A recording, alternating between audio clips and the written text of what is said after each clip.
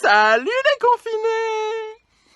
Afin de m'aider à préparer au mieux mon émission Restons confinés, ne soyons pas des confinis, je vous avais demandé de m'envoyer par mail vos questions, vos interrogations sur le thème suivant: confiner des villes, confiner des champs.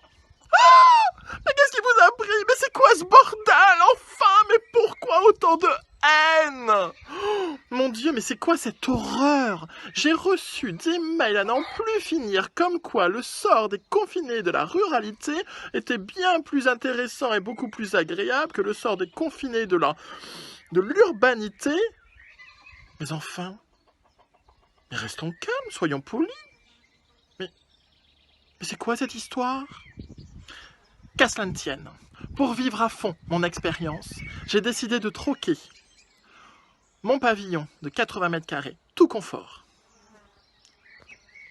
Attention!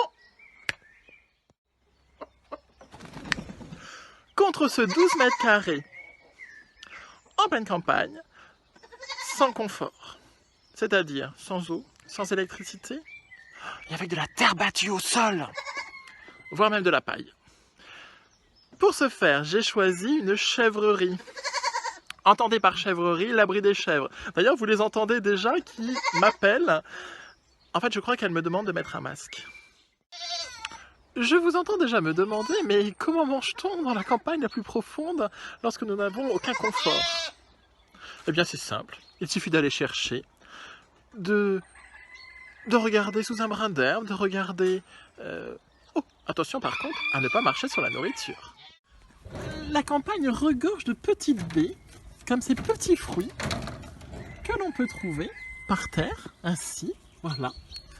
Alors, je ne sais pas bien encore quelle est l'origine de ce fruit, parce que je n'ai pas trouvé du tout d'arbre, mais ce n'est pas grave, hein. De toute façon, tout ce qui est dans la nature est bon à manger. À table! Le déjeuner est servi. Quoi de mieux pour garder vraiment le contact avec la société que de mettre la table? Voilà, bien écoutez, hein, je n'ai plus qu'à goûter ces mets délicieux.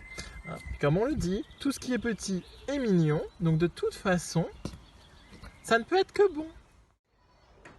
Non, vraiment, oh, c'est tellement original. Original. Oui, c'est original. On pourrait presque dire qu'il y a un certain goût déjà de prédigéré. Ah, ce qui est étonnant avec ce fruit, ça c'est fantastique, il n'y a pas de pépins.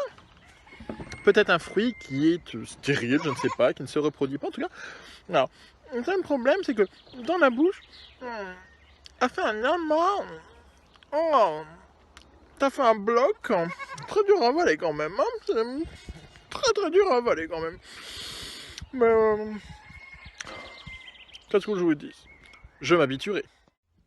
Mais je vous entends déjà, petit coquin, me dire, mais dans une bergerie, enfin, il n'y a pas de lit. C'est vrai, il n'y a pas de lit. Mais écoutez, qu'est-ce qu'un lit au final? C'est un drap et un oreiller. Alors c'est très simple. On dispose un drap et un oreiller au sol. Et voilà le meilleur lit possible. Me voilà couché dans mon lit tout à fait sommaire. Mais c'est pas grave. J'ai décidé de vivre à la dure cette expérience pour vous faire comprendre que chacun son confort. En conclusion de toutes ces explications plutôt très intéressantes, vous remarquerez qu'au bout de 35-40 jours de confinement, les cheveux ont poussé, je ne sais plus comment le faire, la barbe est extrêmement longue, mais bon, tant pis, il faut faire avec, nous n'avons pas le choix. À la campagne, sans électricité, je ne peux pas me tondre. Peut-être avec des ciseaux. Suis-je bête? Je n'ai même pas accès au tutoriel de YouTube, étant donné que je n'ai pas Internet, je n'ai pas d'électricité. Voilà. Eh bien écoutez, mes chers confinés, je pense pouvoir conclure là ma vidéo, en espérant que vous ayez aujourd'hui une meilleure idée de ce que peut vivre un campagnard de la campagne profonde, sans confort, et qu'au final, on est peut-être bien chez soi aussi. Alors, soyez sérieux, restez confinés. Salut les confinés!